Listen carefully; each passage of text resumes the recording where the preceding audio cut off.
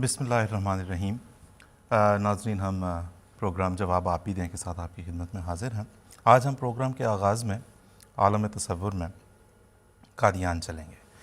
27 दिसंबर सन 1902 की शाम है और असर की नमाज के बाद का वक्त है। हज़रत मिर्ज़ा ग़ुलाम अहमद साहब कादियानी मसीह मऊद व महदी मऊद अपने अहबाब के पास मस्जिद में तशरीफ़ फरमा है। आपके अहबाब में से कुछ ने आपको बताया, आप अलैहिस्सलाम को, कि अभी हाल ही में एक पादरी ने, ग्रिजवल्ड नामी एक पादरी ने एक किताब लिखी है जिसका नाम है the Mahdi and the Messiah of Kadian. लिखी उसने बड़ी मुखालिफाना टोन में है, बड़ी मुखालफत हुज़ूर अलैहिस्सलाम के दावी की है, लेकिन दावी को खूब खोल खोल कर बयान किया है और इस किताब की खूब तशहीर यूरोप और अमेरिका में हो रही है, हुई भी, और न्यूज़ पेपर रिपोर्ट्स भी ये बताती हैं। यहाँ विक्टोरिया इंस्टीट्यूट में लंदन में पढ़ा गया, अमेरिका में बड़ी उसकी सर्कुलेशन। तो हुज़ूर अलैहिस्सलाम को जब ये बात बताई गई कि अगरचे लिखी तो उसने मोतरज़ाना रंग में है, लेकिन उसकी तशहीर यूरोप में उसके ज़रिए से हुज़ूर के दावी की खूब हुई है, तो हुज़ूर अलैहिस्सलाम ने फरमाया इस पर कि इस बेचारे ने हमें ये किताब बतौर हदिया भेजी, हमें भी इसे हदिया भेजना चाहिए। ये मुखालिफ बेचारे अपनी तरफ से हमारी मुखालफत करते हैं, लेकिन इनकी हर कोशिश के नतीजे में हमारा ही फ़ायदा हो जाता है। यहाँ मैं हुज़ूर के अपने अल्फाज बयान करता हूँ, पेश करता हूँ। हुज़ूर ने फरमाया, मैंने देखा है कि जहाँ मुखालिफ ठोकर खाता है वहीं कोई बहुत हिकमत की बात होती है। मुखालिफों की तवज्जो से हमारा काम और भी आसान हो जाता है। अब नाज़रीन, ये आज से 118 साल पुरानी बात है।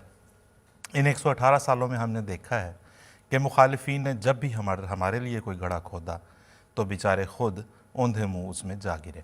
पिछले दिनों भी कुछ ऐसा ही हुआ। अचानक बैठे बिठाए कुछ लोगों को ये ख़याल आ गया अचानक कि भाई अगर गूगल पे जाएं या इंटरनेट पे जाएं और जाके देखें कि खलीफा की टर्म टाइप करें, खलीफा ऑफ इस्लाम, खलीफतुल मुस्लिमीन, तो जो सामने तस्वीर खुलती है वो हज़रत मिर्ज़ा मसरूर अहमद साहब की होती है अय्यदहुल्लाह ताला, यानी कि जमात अहमदिया के इमाम की, हज़रत खलीफतुल मसीह की। तो लिहाजा उन्होंने कहा, जी सारी दुनिया के मुसलमान उठो और तुम लोग अपनी जो है वो गैरत का मुजाहरा करो और जाओ और जाके गूगल को बताओ और विकीपीडिया को बताओ और जिस चीज़ को बता सकते हो बताओ, शिकायत दर्ज करो कि ऐसा ही हकीकत पे मबनी बात नहीं है। इसके नतीजे में हुआ यह कि उनके पीछे चलने वाले जो है उन्होंने ऐसा ही किया।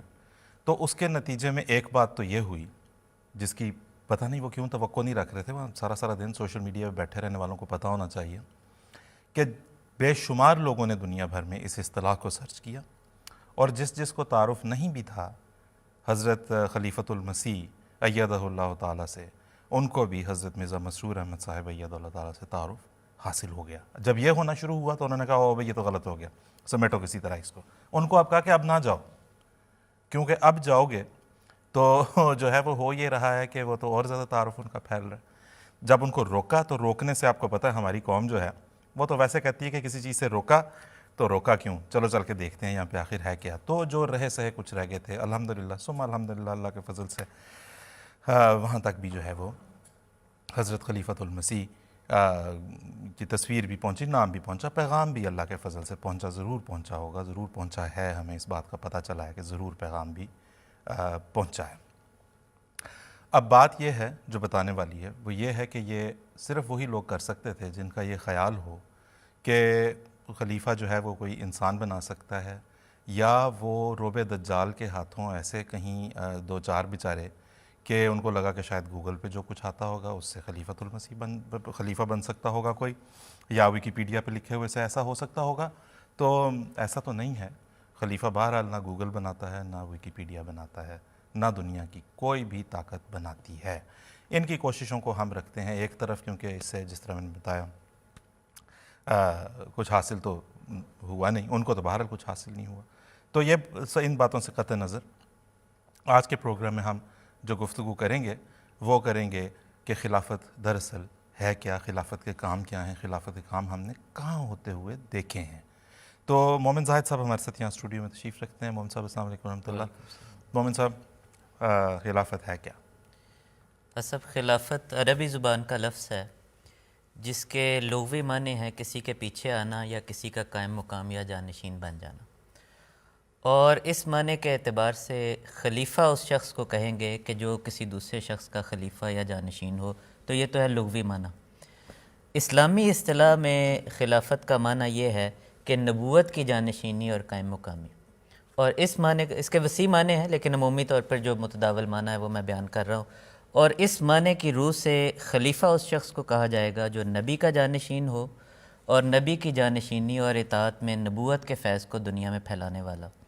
حضرت بانی جماعت احمدیہ نے اس خلافت کے مضمون کو ہمیں یوں سمجھایا ہے کہ دنیا کے کسی بھی انسان کو دائمی زندگی اور بقا حاصل نہیں ہے، اور اس قانون سے خدا تعالیٰ کے انبیاء اور مرسلین بھی باہر نہیں ہیں.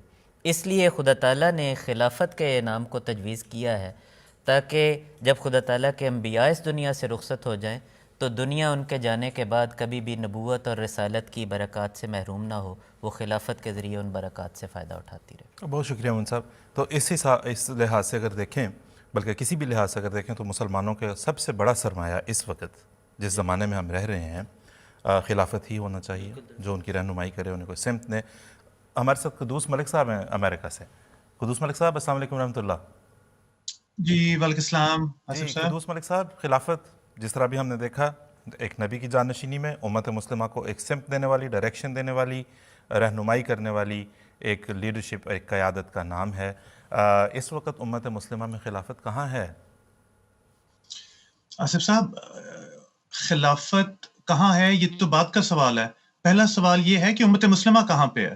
امت مسلمہ کو آج کل ایک پنچ لائن کے طور پہ ہمارے مخالفین استعمال کرتے ہیں. امت مسلمہ تو وہ لوگ تھے جو جب پیاس سے وہ میدان جنگ میں شہید ہو رہے ہوتے تھے، اس وقت جب ان کے پاس کوئی پانی لے کے آتا تھا تو وہ کہتے تھے کہ میرے سے پہلے میرے ساتھ والا جو مسلمان بھائی ہے اس کو پانی پلاؤ، اور وہ کہتا تھا کہ تیسروں کو پلاؤ. امت مسلمہ وہ تھی جب اپنے شدید ترین اختلاف کے باوجود، جو کہ حضرت امیر معاویہ رضی اللہ تعالیٰ عنہ کو حضرت علی رضی اللہ تعالیٰ عنہ کے ساتھ تھا، جب ان کو یہ پتا چلا کہ ایک دشمن عیسائی بادشاہ مسلمانوں پہ حملہ کرنے کا سوچ رہا ہے، کیونکہ اس کا خیال تھا کہ شاید آپس میں جو ہے وہ کیونکہ خانہ جنگی کی سی صورتحال ہے، تو حضرت امیر معاویہ نے خود اس کو یہ پیغام بھجوایا کہ یہ نہ سمجھنا کہ ہم دونوں کی آپس میں جو ہے وہ ہمارا کوئی اندرونی ٹسل چل رہی ہے.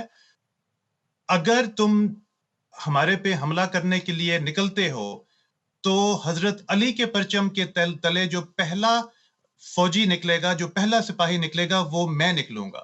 اور اس بادشاہ کو ہمت نہیں ہوئی کہ وہ جو ہے وہ مسلمانوں کی طرف وہ بڑھ سکے. تو امت تو یہ لوگ تھے، یہ موتی تھے جو پروئے ہوئے تھے ایک کونے سے لے کے دوسرے کونے تک. آج آپ کو کیا نظر آتا ہے؟ ایک ملک دوسرے ملک سے لڑائی کر رہا ہے، ایک ملک اپنے مفادات، اپنے خاندانی مفادات، اپنے ریسورسز کے مفادات، اپنے مذہب کی جنگ جو ہے وہ کہاں پہ مسلمان امت مسلمہ کہا جا سکتا ہے ان کو؟ اور ہو بھی نہیں سکتے، کیونکہ امت مسلمہ خلافت سے ہے. اگر خلافت نہیں ہے تو امت مسلمہ کیسے ہو سکتی ہے؟ اور یہی وجہ ہے. اور آج ہمارے پاس خلافت امت اس لیے نہیں ہے کہ ہمارے پاس مولوی ہے. یہ ایک سانپ کی طرح امت مسلمہ کی گردن پہ سوار ہو کے انہوں نے ایک کنسٹرکٹر جس طرح آہستہ آہستہ اپنا گھیرا ٹائٹ کرتا ہے، یہ وہ لوگ ہیں جن کو وہاں حضرت صلی اللہ علیہ وسلم نے کہا تھا کہ یہ بدترین مخلوق ہیں. اور آج وہ اسلام اور مسلمان کے درمیان میں مولوی حائل ہوا ہے. آج اگر خلافت ہے تو وہ حضرت صلی اللہ علیہ وسلم کے غلام حضرت مسیح موعود کے جو پانچویں خلیفہ ہیں، حضرت خلیفۃ المسیح، وہ ہیں جو کہ دشمنان اسلام کے سامنے سیسا پلائی ہوئی دیوار کی طرح ہر تیر جو اسلام کی طرف چلتا ہے، یہ اللہ تعالیٰ کے خلیفۃ المسیح ہیں جو سب سے پہلے آگے بڑھ کے اپنے سینے پہ ان تیروں کو روکتے ہیں.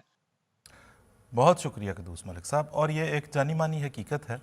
ابھی جس طرح ہمیں قدوس ملک صاحب سے ہم نے سنا، اور ویسے جس طرح آپ کہیں بھی جا کے دیکھ لیں، ابھی پچھلے دن انہوں نے بھی تجربہ کر کے دیکھ لیا، دیکھیں اب جا کے ڈھونڈیں انٹرنیٹ پہ کوئی ہے، ظاہر ہے نہیں ہے، کوئی بھی خلیفۃ المسلمین یا کوئی بھی جو ہے وہ امت مسلمہ کا خلیفہ نہیں ہے. ہاں، جماعت احمدیہ کے پاس اللہ کے فضل سے ایک خلیفہ ہے اور خلافت کی نعمت ہے، اور وہ اس لیے ہے کہ جماعت احمدیہ کے جو افراد ہیں انہیں اللہ کے فضل سے مسیح موعود و مہدی موعود علیہ الصلاۃ والسلام کو ماننے کی توفیق ملی، اور آپ کے ذریعے سے جو خلافت کا سلسلہ چلا ہے، تو اس وقت ہم اللہ کے فضل سے خلافت احمدیہ کے 5ویں دور میں سے گزر رہے ہیں، بابرکت دور میں سے. ایک اور بات ہم بتاتے چلیں، ہمارا کبھی دعویٰ نہیں، آپ دیکھ لیں حضرت خلیفۃ المسیح کا لیٹر ہیڈ دیکھیں، اس پہ خلیفۃ المسیح لکھا ہوا ہے. آپ حضور انور اید اللہ تعالیٰ کا سٹیمپ دیکھ لیں، آپ کے نام کے ساتھ جو لگتی ہے اس پہ خلیفۃ المسیح لکھا ہوا ہے۔ ہوا یہ ہے کہ چونکہ کوئی بھی موجود نہیں تھا جو اسلام کا پیغام دنیا تک پہنچاتا، باہر کی دنیا تک، مغرب تک پہنچاتا، غیر مسلم دنیا تک پہنچاتا، وہ ایک آدمی نے کام کیا، حضرت خلیفۃ المسیح نے۔ دنیا نے دیکھا کہ یہ خلیفۃ المسیح ہیں، یہ اسلام کا پیغام پہنچاتے ہیں، اور اس سے بہتر اسلام کی تعلیم ہم نے نہ کبھی کہیں سنی نہ پڑھی، لہٰذا انہوں نے اس خلیفہ کو اسلام کی تعلیم کا نمائندہ خلیفہ سمجھا، اور بالکل درست سمجھا۔ اس لیے ہمارا دعویٰ نہیں ہے، یہ بزبان حال جو چیز ثابت ہوئی ہے یہ وہ ہے جسے آپ دیکھ رہے ہیں۔ ایک اور بات آگے چلنے سے پہلے یہ بھی ہم کہیں کہ آپ کی ہر اپروچ میں نیگیٹیوٹی کیوں ہوتی ہے؟ پہلے بھی ایک پروگرام میں بات ہوئی تھی، 53 میں آپ کو پوچھا گیا مسلمان کون ہوتا ہے، آپ نے کہا ہمیں یہ تو نہیں پتا کہ مسلمان کون ہوتا ہے، قادیانی البتہ مسلمان نہیں ہے۔ پھر 21 سال ملے آپ کو سوچنے کے لیے، اس پہ پھر آپ کو پوچھا گیا کہ بتاؤ تو صحیح مسلمان کون ہوتا ہے تقین دائرہ اسلام سے، آپ نے کہا نہیں ابھی تک ہمیں نہیں پتا، البتہ یہ مسلمان نہیں ہے۔ اب خلافت کی بات آئی تو آپ دنیا کو کہتے ہیں کہ جاؤ جا کے بتاؤ کہ فلاں خلیفۃ المسلمین نہیں ہے، فلاں خلیفہ نہیں ہے۔ بھائی آپ یہ بتائیں کہ خلیفہ کون ہے پھر؟ ہمیشہ اس چیز نے، آپ کی اس منفی اپروچ نے، یا آپ سمجھیں ہماری نفی کرنے کے چکر میں اور اس خواہش میں، ہمیشہ آپ نے نیگیٹیوٹی اپنے لیے اور اپنے مقدر کے لیے سہیڑی ہے۔ ایسا نہیں ہوتا۔ مطلب آپ اپنی بنیادی تعارف جب کراتے ہیں، اسلام کی بنیادی سب سے بنیادی تعلیم جو ہے اور سب سے بڑی تعلیم وہ ہے لا الہ الا اللہ محمد رسول اللہ، اللہ کے سوا کوئی عبادت کے لائق نہیں۔ یہ نہیں بتایا گیا کہ فلاں فلاں فلاں فلاں فلاں عبادت کے لائق نہیں، اور محمد رسول اللہ صلی اللہ علیہ وسلم اللہ کے رسول ہیں۔ یہ نہیں کہا گیا کہ فلاں فلاں فلاں رسول نہیں ہے، یہ باتیں بعد میں آیا کرتی ہیں۔ تو آپ اپنی نمائندہ تعلیم جو دنیا کے پاس لے کے جانا چاہتے ہیں، اس میں دنیا کو بتائیں جا کے بھائی کہ خلیفہ یہ نہیں ہے بلکہ فلاں صاحب ہیں۔ جس دن آپ ایسا کریں گے اس دن شاید دنیا آپ کی بات سننے لگ جائے، جس دن آپ ایسا کر سکیں۔ تو بہرحال مومن زاہد صاحب، اب یہ جس طرح دیکھ رہے ہیں ہم، بعض لوگ ہیں وہ کبھی گوگل پہ، ویکیپیڈیا پہ، کبھی یہاں پہ کبھی وہاں پہ، ان کا خیال ہے کہ شاید خلیفہ وہاں پہ بن جاتا ہوگا یا ان طریقوں سے بن جاتا ہوگا، لیکن قرآن کریم دراصل ہمیں کیا بتاتا ہے کہ خلافت کا قیام کیسے عمل میں آتا ہے؟ ایسا بالکل درست بات ہے، وہ جو گوگل کی آپ نے بات کی، دیکھیں گوگل تو ایک سرچ انجن ہے، آپ اس میں جو بھی سرچ کریں گے وہ اس کو نکال کے سامنے، جو انٹرنیٹ پہ موجود انفارمیشن ہے وہ اسے نکال کے سامنے رکھ دے گا۔ اگر وہ جماعت کے موافق کبھی کوئی بات دکھا دیتا ہے تو اگر آپ جماعت کے مخالف کوئی مواد سرچ کریں گے تو وہ بھی اسی طرح سے نکال کے سامنے رکھ دے گا۔ وہ تو ایک سرچ انجن ہے۔ ان کو یہ بات بھی سمجھ نہیں تھی، خام خواہ چھوٹی چھوٹی باتوں پر چائے کی پیالی میں طوفان کھڑا کر دیتے ہیں۔ بہرحال جیسے آپ نے پوچھا ہے کہ قرآن مجید ہماری رہنمائی کیا کرتا ہے، تو یہ درست بات ہے کہ خلافت کے قیام کی خواہش اگر دیکھیں تو بیسیوں تنظیمیں بھی نظر آئیں گی، بیسیوں علماء بھی نظر آئیں گے جو اس خواہش کا اظہار کرتے نظر آتے ہیں، لیکن قرآن کریم پر غور نہیں کرتے۔ قرآن کریم میں خدا تعالیٰ نے واضح طور پر یہ بات فرما دی ہے، یہ سمجھا دیا ہے کہ یہ کام کبھی بھی انسانی منصوبہ بندیوں سے نہیں ہوگا، بلکہ یہ ایک ایسا آسمانی نظام ہے جو خدا تعالیٰ ان لوگوں کو عطا کرتا ہے جو ایمان لائیں اور اعمال صالحہ بجا لائیں۔ وعد اللہ الذین آمنوا منکم وعملوا الصالحات لیستخلفنہم فی الارض، یعنی اللہ تعالیٰ نے مومنوں سے اور نیک اعمال بجا لانے والوں سے وعدہ کیا ہے کہ وہ انہیں زمین میں خلیفہ بنائے گا۔ اب دیکھیں کہ یہاں پر فاعل خود خدا کی ذات ہے، یعنی یہ نہیں فرمایا کہ وہ زمین میں کوئی تحریک چلا کر یا اپنی کسی کوشش سے خلیفہ بن جائیں گے، بلکہ فرمایا کہ خدا خود انہیں خلیفہ بنائے گا۔ اور ایک اور مقام پر خدا تعالیٰ نے قرآن مجید میں یہ بھی فرمایا ہے کہ میں ہوں جو زمین میں خلیفہ بناتا ہوں، انی جاعل فی الارض خلیفہ۔ بس قرآن مجید کے مطابق خلافت وہ انعام ہے جو خدا کے قبضے میں ہے، خدا عطا کرتا ہے۔ سمجھنے والی بات یہ ہے کہ اگر خلافت احمدیہ خدا تعالیٰ کی قائم کردہ خلافت نہیں ہے، اور جماعت احمدیہ وہ جماعت نہیں ہے جو ایمان لانے والی ہے اور اعمال صالحہ بجا لانے والی ہے اور خلافت کی مستحق نہیں ہے، تو پھر خواہ جماعت احمدیہ ایڑی چوٹی کا زور لگا لیتی، اس انعام کو نہیں پا سکتی تھی، کیونکہ دنیا میں کس انسان کی مجال ہے کہ وہ کسی ایسی چیز کو زبردستی چھین لے جو صرف خدا کے قبضے میں ہے، خدا کے اختیار میں ہے، یہ ممکن نہیں ہے۔ تو اس لیے اس بات پر بھی ہمارے مخالفین کو غور کرنا چاہیے۔ بالکل ٹھیک، بہت شکریہ، جزاکم اللہ۔ دیکھیں جی، قرآن سے ابھی بات ہم کرتے ہیں اور ہمیشہ سے کرتے آئے ہیں، 112 سال کا زمانہ گزر گیا، اس سے بھی زائد اللہ کے فضل سے ہونے والا ہے، جب سے خلافت احمدیہ کا آغاز ہوا کہ خلیفہ بنانا خدا کا کام ہے، انسان کا کام نہیں ہے۔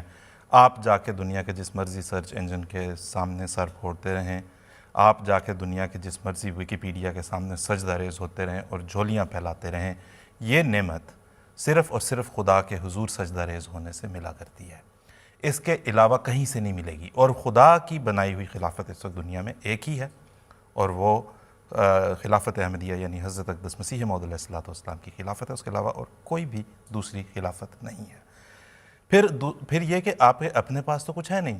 اکثر مجھے منصب ان کی اس طرح کی کوششیں دیکھ کے جو ایک شعر یاد آتا ہے، فراز کا بڑا اچھا شعر ہے، اس نے لکھا کہ اپنی محرومی کے احساس پہ شرمندہ ہیں، خود نہیں رکھتے تو اوروں کے بجھاتے ہیں چراغ۔ تو یہ تو دیکھیں خدا کا جو، اور یہ ہے کہ یہ چراغ بھی آپ کو اس لیے نظر آ رہا ہے کیونکہ دور سے دیکھ رہے ہیں آپ، یہ تو ایک اچھا خاصا چڑھا ہوا سورج، نصف النہار کا سورج ہے، خدا نے اس سورج کو طلوع کیا ہے، اس کو قبول کر۔ اور اس کے خلاف یہ جو کوششیں ہیں جی، چھوٹے موٹے سوشل میڈیا پہ بیٹھ کے مثلا گھنٹوں باتیں کرتے رہنا، اور موضوعات کیا ہیں کہ جی فلاں نے جماعت کے خلاف یہ کہہ دیا، فلاں بندہ جو ہے وہ جماعت چھوڑ گیا۔ بھئی یہ تو مردار کھانے والی باتیں ہیں، اور دیکھیں مردار کھانے والا بوڑھا گدھ نہ تو شیر کا آج تک کچھ کبھی بگاڑ سکا، نہ آج بگاڑ سکے گا۔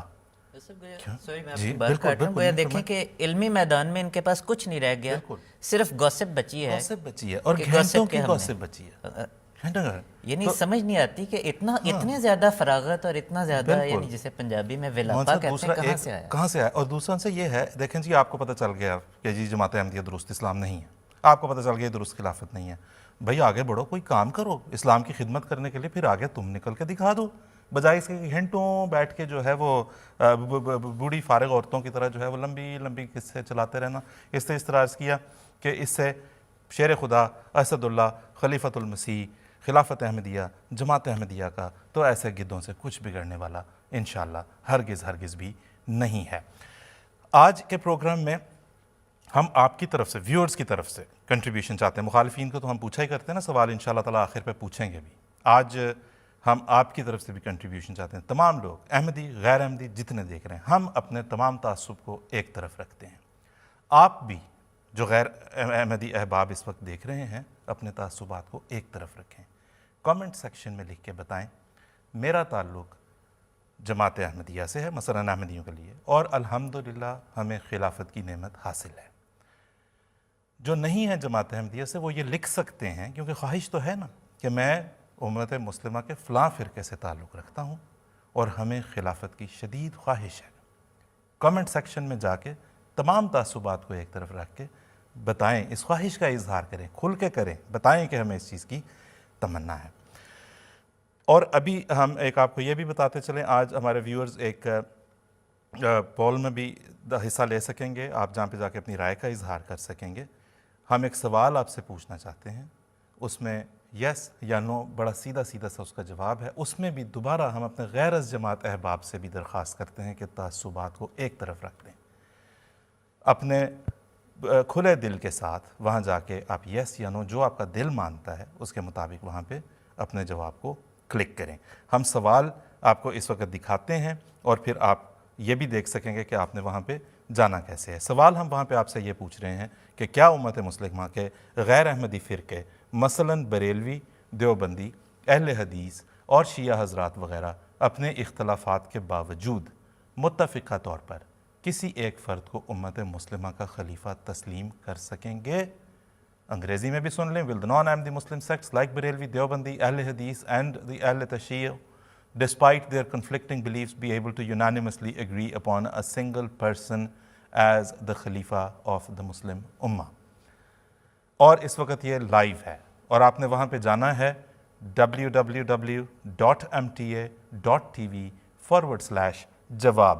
تو جناب تعصبات کو بھی ایک طرف رکھیں اور اگر انٹرنیٹ تک آپ کو رسائی ہے اور آپ وہاں پہ ووٹ کر سکتے ہیں ضرور ووٹ کریں. کر سکتے ہیں سے مراد یہ کہ رسائی ہو, آپ ڈرائیو نہ کر رہے ہوں بشرطے کہ, تو وہاں جائیں اور جا کے اپنی رائے دیں. آج ہم نے پروگرام کے آخر پہ سوالات تو ہم پوچھا ہی کرتے ہیں اپنے مخالفین سے, آج ہم نے ایک چیلنج بھی اپنے پروگرام کے بالکل آخر پہ پیش کرنا ہے, تو اس وقت تک تھوڑا سا انتظار کریں. مخالفین خاص طور پہ خاطر جمع رکھیں. تو قدوس ملک صاحب کے پاس چلتے ہیں. قدوس ملک صاحب ابھی جس طرح بات ہوئی ابھی ہم جانتے ہیں ایز احمدیز الحمدللہ ہم جانتے ہیں, مومن صاحب نے ہمیں اس بات کی یاد دہانی بھی کروا دی کہ خلیفہ قرآن کریم کی روح سے صرف خدا تعالیٰ کے اختیار میں ہے کہ وہ خدا تعالیٰ کسی کو خلیفہ بنائے. اب یہ کہ تنظیمیں بڑی کوشش کرتی رہی ہیں, آج کل بھی کوشش کر رہی ہیں, ماضی میں بھی کوشش کرتی رہی ہیں. ہمیں یہ بتائیں کہ یہ جو قرآن کریم کی تعلیم کے برخلاف جو کوششیں تھیں ان کا انجام کیا ہوا؟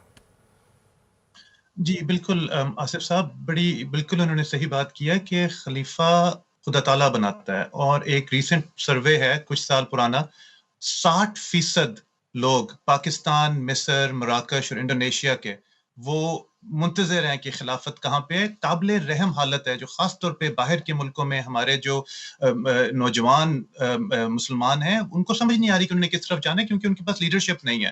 اور یہ جو خلافت کی بات آپ نے کی ہے کہ خلافت خدا تعالیٰ کے سوا کوئی بنا ہی نہیں سکتا, اور پچھلے 100 سال کی تاریخ اس بات کی شاہد ہے.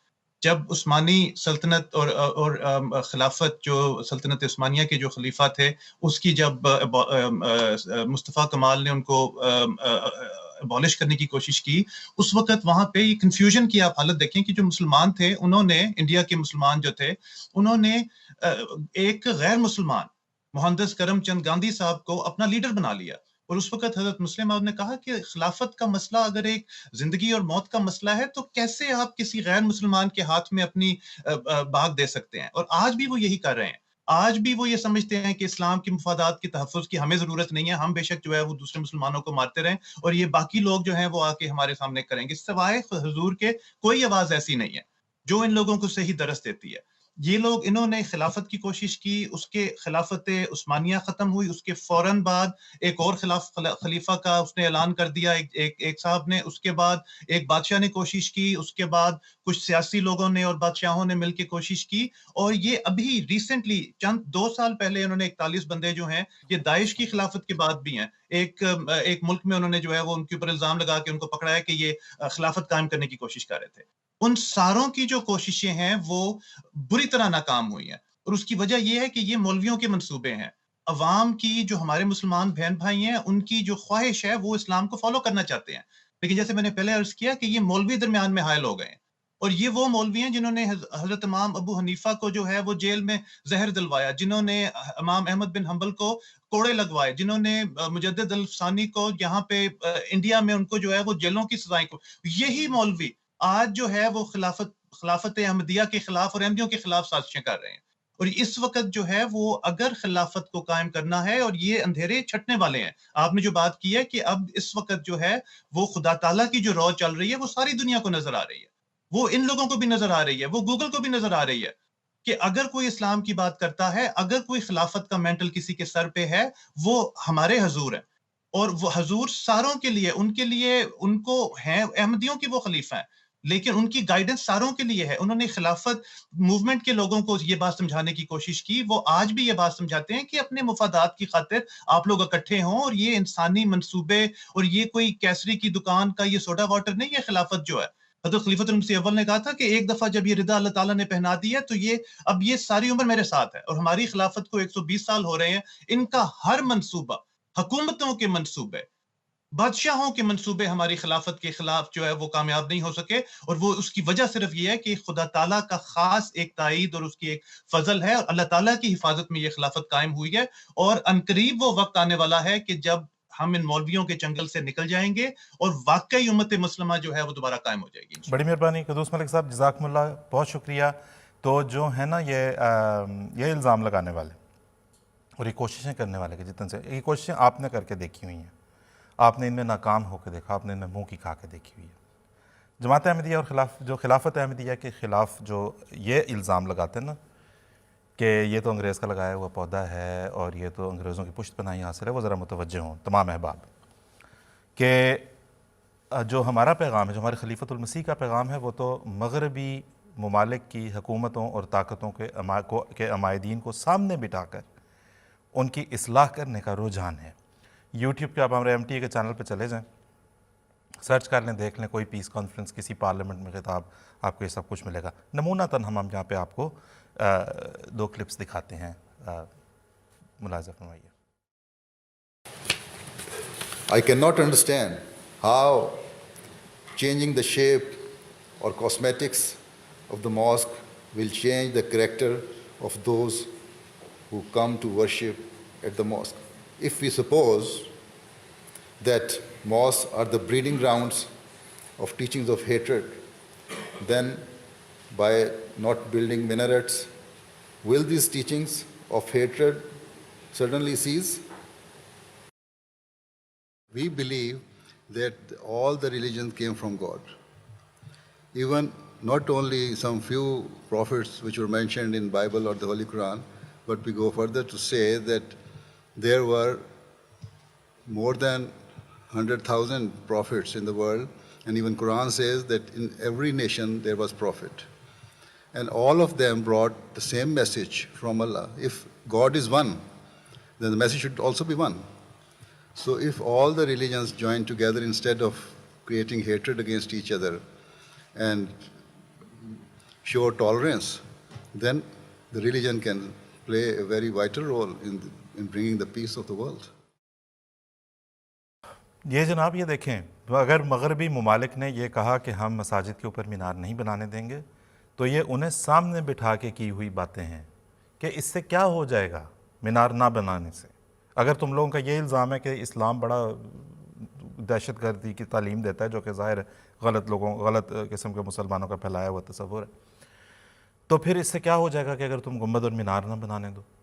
پھر انہیں سامنے بٹھا کے، یہ یورپین پارلیمنٹ کا بھی آپ نے ملاحظہ فرمایا، وہاں پہ حضور نے فرمایا کہ مذہب تو ایک ہی ہے، اور سب کو پتہ ہے کہ حضور وہاں پہ اسلام کی، حضور صلی اللہ علیہ وسلم کی، حضور صلی اللہ علیہ وسلم کی کہ دین کی تعلیم اور پرچار وہاں پہ حضور کر رہے ہیں، تو یہ آپ کے سامنے ہے۔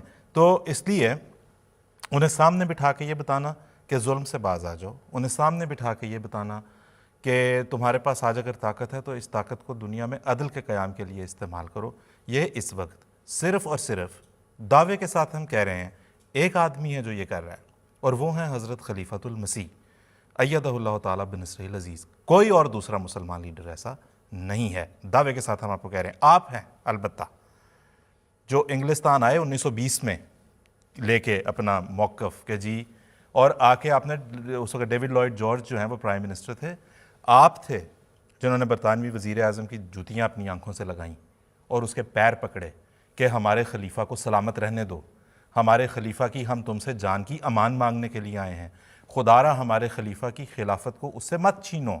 آپ تھے یہ، اس لیے تاریخ سے فرار ممکن نہیں ہے۔ اپنا ریکارڈ درست کریں، ہم آپ کو یہاں دکھاتے ہیں۔ میں آپ کو بتاؤں یہ اس ملاقات کا یہ جو جب مولانا محمد علی جوہر اور ان کے ساتھ ایک وفد آیا جس کے اندر سید سلیمان ندوی بھی شامل تھے، اور انہوں نے آ کے وزیر اعظم کے سامنے اپنا موقف پیش کیا ہے 19 مارچ 1920، اگر ہم دکھا سکیں۔ یہ اس کے وہ منٹس ہیں جو یہاں پہ برطانوی پارلیمنٹ کے آرکائیوز میں محفوظ ہیں، ٹھیک ہے؟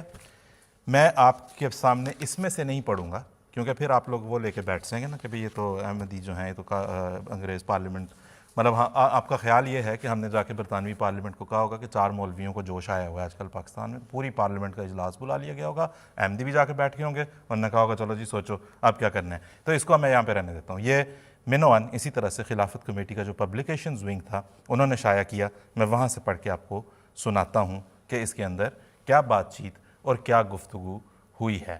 تو یہ دیکھیں، سب سے پہلے آپ اپنی اسکرین پہ دیکھیں گے اس پبلیکیشن کا یہ جو منٹس ہیں وہ پوری خلافت کمیٹی نے شائع کی۔ اس کے بعد دیکھیں وہاں پہ میں آپ کو بتاتا چلوں، جو آپ کو بولڈ میں نظر آ رہا ہے، ان سے پوچھا گیا کہ خلیفہ کا تمہارے نزدیک مقام کیا ہے؟ انہوں نے کہا جی خلیفہ ہمارے لیے ایک روحانی مرکز کی حیثیت رکھتا ہے، ہمارے لیے ایک روحانی مقام رکھتا ہے، اور یہ جو آپ کو نظر آ رہا ہے یہ سامنے ملاحظہ ہو، یہ ناموس رسالت اور گستاخی رسول کے علم بردار متوجہ ہوں اور برائے مہربانی سنیں۔ مولانا محمد علی جوہر کہتے ہیں the personal center is the caliph or the khalifa as we call him, the successor of the prophet، نبی کریم صلی اللہ علیہ وسلم کا جانشین ہے، اور آپ آئے ہیں یہاں پہ اس کی سلامتی کی بھیک مانگنے، بلا تبصرہ چھوڑتے ہیں اس بات کو، خود آپ غور کریں۔ آگے چلیں جی، یہ ایک اور جہاں پہ اب میں آپ کو بتاتا ہوں، یہ جب بیان ہو گیا اور مولانا محمد علی جوہر نے جب انہوں نے پوچھا کس بنیاد پہ، وہ کہتے ہیں جی چونکہ سکسیسر آف دا پروفٹ ہے لہٰذا ہم نیکی تقویٰ کی بنیاد پہ اس کا انتخاب کرتے ہیں. وزیر اعظم نے یہاں پہ ان کو وہ سوال پوچھا جس کے بارے میں ان کو کچھ ایسی بکھلاہٹ کا شکار ہوئے کہ کوئی جواب ان سے بن نہیں پڑا, اور دیکھیں کیا جواب دیا. وزیر اعظم نے پوچھا اگر تقویٰ کی بنیاد پہ ہے, از اٹ ہیریڈیٹری, یہ پھر باپ کے بعد بیٹا, بیٹے کے بعد بیٹا, بیٹے کے بعد بیٹا کیوں بنتا ہے اگر تقویٰ اس کی بنیاد ہے؟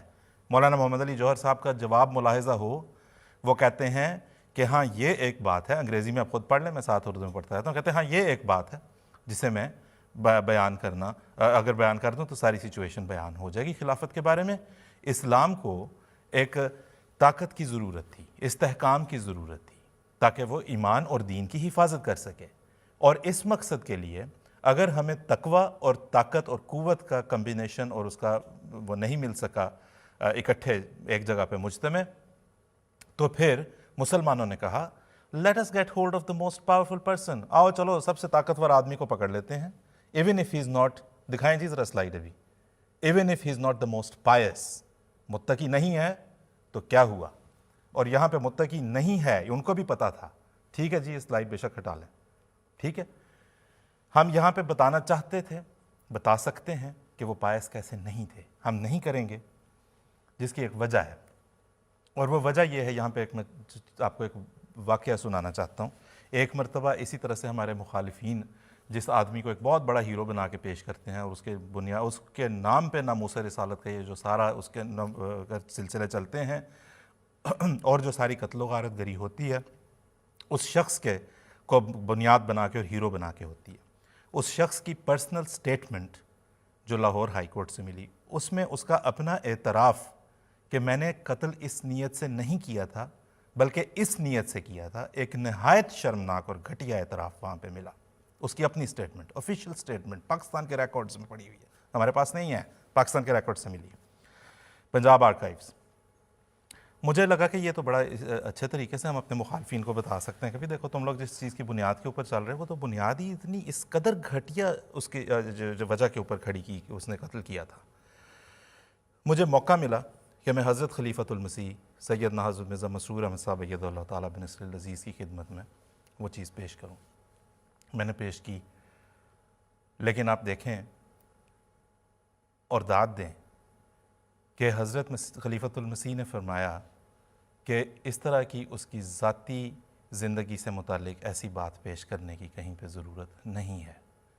اور مجھے یاد دلایا کہ تمہیں یاد نہیں, تمہیں پتہ نہیں کہ حضرت مسیح موعود علیہ السلام کے ایک عدالت کے ایک مقدمے کے دوران وکیل نے کہا کہ میں آپ حضور کے مخالف کے بارے میں کہ میں اس کی زندگی کے بارے میں ایسے پہلو بتا سکتا ہوں جس سے یہ شرم سے پانی پانی ہو جائے گا. حضرت مسیح علیہ السلام نے روک دیا کہ نا یہ ہرگز مت کرنا, ہمیں اس کی ذاتی زندگی سے کوئی تعلق نہیں ہے. یہ ہے خلیفۃ المسیح کی عظمت کہ وہ ناموس رسول تو بہت ہی بلند بات ہے جس کے وہ علمبردار ہیں, وہ تو آپ تک کی عزت نفس کا خیال کر جاتے ہیں, وہ تو انسانیت کے علمبردار ہیں.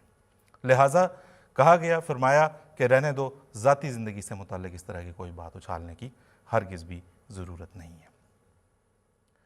مومن زاہد صاحب, اب دعوے تو بہت ہیں, ہم کہتے ہیں جی خلافت احمدیہ نے یہ کام کی ہے, وہ کہتے ہیں کہ وہ پتہ نہیں کیا کہتے ہیں, ان کے پاس تو کچھ ایسا ہے نہیں کہنے کو کہ کس نے کیا کام کی ہے فی زمانہ.